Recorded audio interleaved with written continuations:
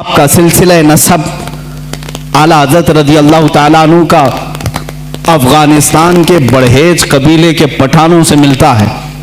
بعض محققین نے کہا ہے کہ صحابی رسول تک آپ کا نسب پہنچتا ہے، واللہ اعلم۔ اعلیٰ حضرت رضی اللہ تعالیٰ عنہ جس وقت اپنی آنکھیں کھولے ہیں، باپ کو مولانا نقی علی خان کی شکل میں ایک عظیم ولایت کا سرتاج دیکھے ہیں، اور پرورش بھی اس انداز میں ہوئی۔ الحمدللہ جن کے گھر علمی ہوتے ہیں، تقوی والے ہوتے ہیں، وہاں کی ہواؤں میں بھی علم ہوتا ہے، وہ چلتے پھرتے بھی پرہیزگار بنتے ہیں۔ اعلیٰ حضرت عظیم البرکت رضی اللہ تعالیٰ عنہ کے علمی گھرانے کی مثال اسی بات سے سمجھ میں آتی ہے کہ آپ کا نام اعلیٰ حضرت رضی اللہ تعالیٰ عنہ کا نام محمد رکھا گیا، اور دادا نے احمد رضا رکھا، اسی نام سے آپ مشہور زمانہ بھی ہیں۔ اعلیٰ حضرت رضی اللہ تعالیٰ عنہ کے گھر کا نہیں بلکہ صوفیاء کرام بزرگوں کا یہ وتیرہ رہا ہے کہ بچہ جب 4 سال 4 مہینے 4 دن کا ہوتا ہے تو بسم اللہ خوانی کرائی جاتی۔ اس رواج کو ہمارے لوگ بھول چکے ہیں۔ چلے چھٹیاں تو یاد رہی اور دوسرے معاملات تو یاد رہے جو عورتوں کے شروع کیے ہوئے ہیں، لیکن اسلامی مشائخ اور بزرگان دین نے جو طریقے ہمارے لیے مستحب فرمائے تھے ان کو آج زندہ کرنے کی ضرورت ہے۔ اپنے بچوں کی بسم اللہ خوانی کروائیں، یعنی کسی بھی باعمل عالم دین سے بچے کو اس دن بسم اللہ پڑھایا جاتا ہے جب بچہ 4 سال 4 مہینے 4 دن کا ہوتا ہے، اور اس کو الف با پڑھایا جاتا ہے، قرآن کی چند آیتیں پڑھائی جاتی ہیں۔ یہ رسم بسم اللہ خوانی اعلیٰ حضرت رضی اللہ تعالیٰ عنہ کے گھر کی وہ وہاں کی رسم رہی ہے، وہاں کا رسم دستور بھی ہے۔ اعلیٰ حضرت کو استاذ آئے پڑھانے کے لیے اسی رسم بسم اللہ خوانی میں، جب ان کے دادا بھی ہیں والد بھی ہیں، لیکن رسم کے مطابق استاد آئے پڑھائے، الف با تا سا جیم ہا، یہ جو الف با پڑھایا جاتا ہے، اعلیٰ حضرت رضی اللہ تعالیٰ عنہ اسی مجلس میں ایک سوال کرتے ہیں اپنے استاد سے، الف سے لے کر قاعدہ آپ بھی پڑھتے ہوں گے نا، الف با تا سا جیم ہا خا دال رال را زا سین شین صاد ضاد طا ظا عین غین فا قاف کاف لام میم نون واو ہا، اس کے بعد آتا ہے لام الف یا، یہ لام الف بھی آتا ہے نا، بہت سارے قاعدوں میں لکھا رہتا ہے۔ استاد نے پڑھایا تو اعلیٰ حضرت نے فرمایا یہ سنگل حروف پورے تو میں نے پڑھ لیا، الف بھی پڑھ لیا، لام بھی پڑھ لیا، یہ لام الف پھر کیوں آیا؟ کس عمر میں پوچھ رہے ہیں؟ 4 سال کی عمر میں۔ استاد دنگ رہ گئے ہیں۔ اعلیٰ حضرت کے جد امجد مولانا رضا علی خان رحمۃ اللہ علیہ بڑے پائے کے عالم ہیں، آپ کے والد گرامی مولانا نقی علی خان رحمۃ اللہ علیہ زبردست فقیہ تھے، بیٹھے ہوئے تھے، وہ مسکراتے رہے۔ بچے کی تبحر علمی کو دیکھیں، استاد نے کہا بیٹا بات ایسی ہے کہ سنگل حروف پڑھا دیے گئے بچے کو یہ بتانے کے لیے کہ حروف جوڑتے کیسے ہیں، اس لیے قاعدے میں ایک لفظ لکھ دیا جاتا ہے لام الف، یعنی لام الف ملا کر کے کیسے پڑھاتے ہیں اس لیے لکھ دیا جاتا ہے، باقی سب تو سنگل حروف ہوتے ہیں، الف با تا سا جیم ہا۔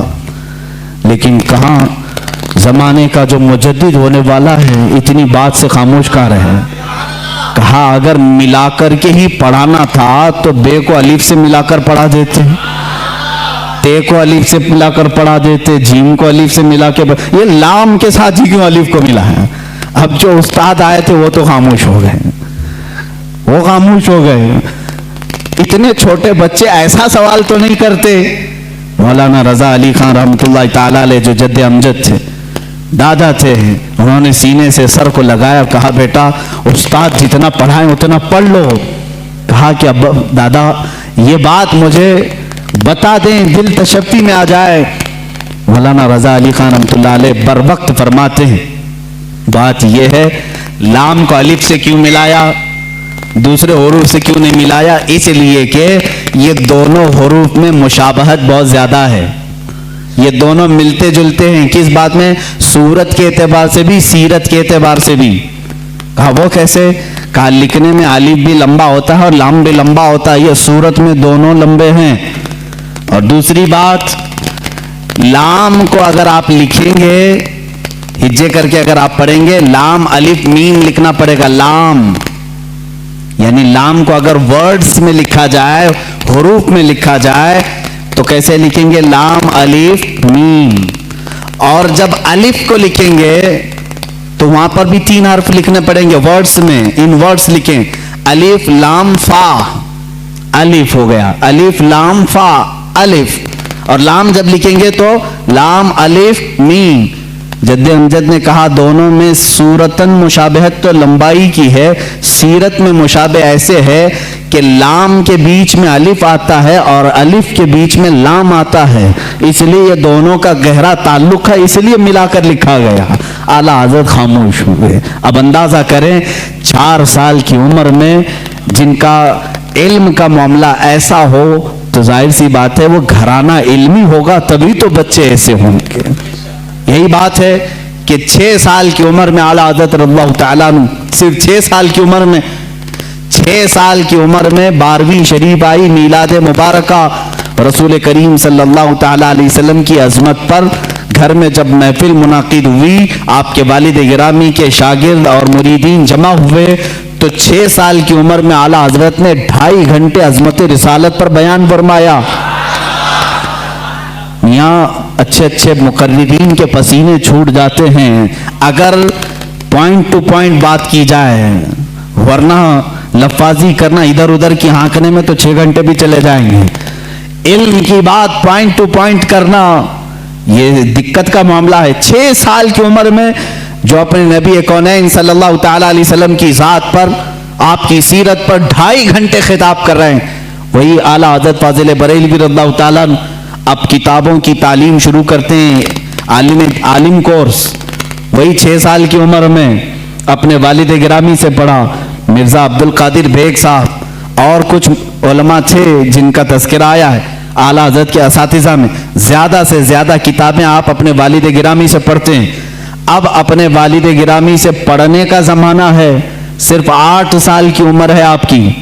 8 سال کی عمر میں علم نحو کی مشہور کتاب ہدایت النحو ہے، وہ پوری اپنے والد سے پڑھی اور اس کی شرح بھی لکھ دی اردو میں، عربی میں.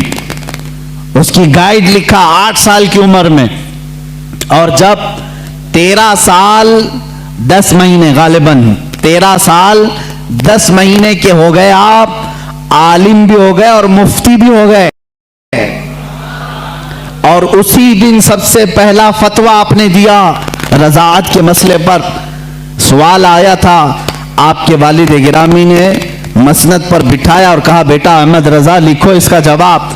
آپ کی عمر 14 سال کے قریب تھی، 13 سال 10 مہینے کے آس پاس. اس وقت آپ نے سب سے پہلا فتویٰ لکھا. میاں فتویٰ پوچھنے والوں کی عمر یہاں 60 سال کی ہو جاتی ہے، لکھنے والوں کی بات تو چھوڑیں. وہ 13 سال 10 مہینے کی عمر میں پہلا فتویٰ صادر فرماتے ہیں. اس میں دلائل بھی ہیں، قرآنی آیات، احادیث رسول. والد گرامی نے دیکھ کر کے ماتھے کا بوسہ لیا اور کہا آج سے تم مسند افتاء پر بٹھائے جاتے ہو. 13 سال 10 مہینے کی عمر سے لے کر